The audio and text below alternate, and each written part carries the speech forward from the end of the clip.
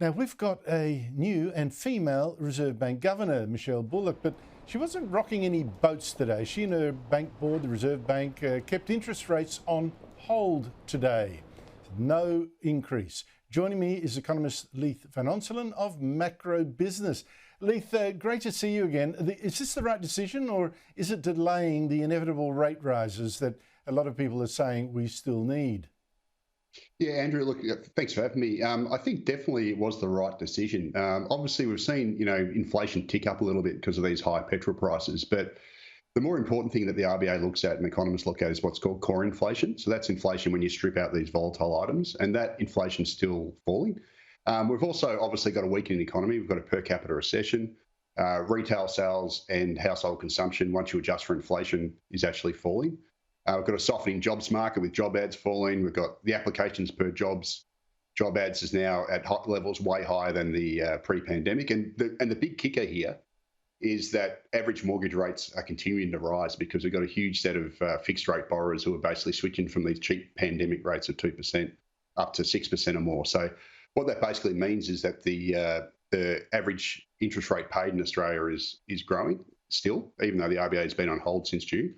And it means that basically we've got monetary tightening built in. So the RBA basically said they want to sit back and look at the data, see how it evolves, and then take action if they need to. So I think they're on the right path here.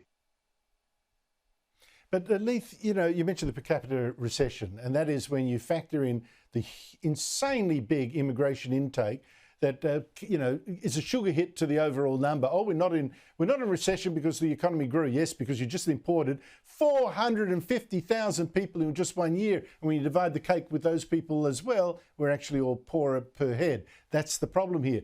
It's actually got to hit house prices, immigration at that level, doesn't it? Nearly 500,000 people in a year. And to make it worse, there's actually been a massive increase in investment from China in property here, nearly $3.5 billion in just 1 year.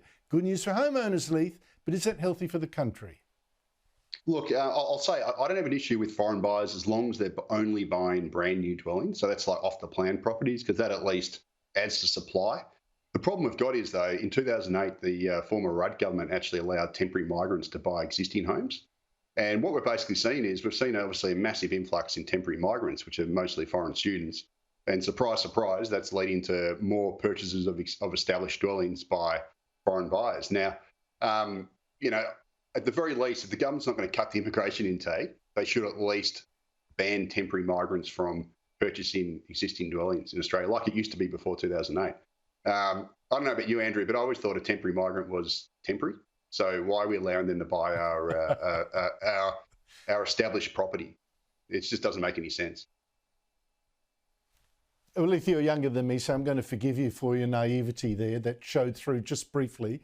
But it's Melbourne that seems to be the biggest honeypot for immigrants now. It's just growing like topsy. The Victorian government also has a new female leader, Jacinta Allen, but there's still the same desperation for cash, in part to pay for all the infrastructure needed now to keep up with this crazy immigration level.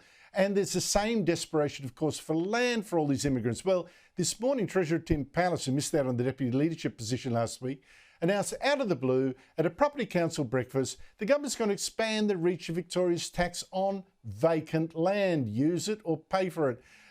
It's going to be expanded from just the inner and middle city. He hadn't cleared it with the Premier first, by the way. Your reaction to this move?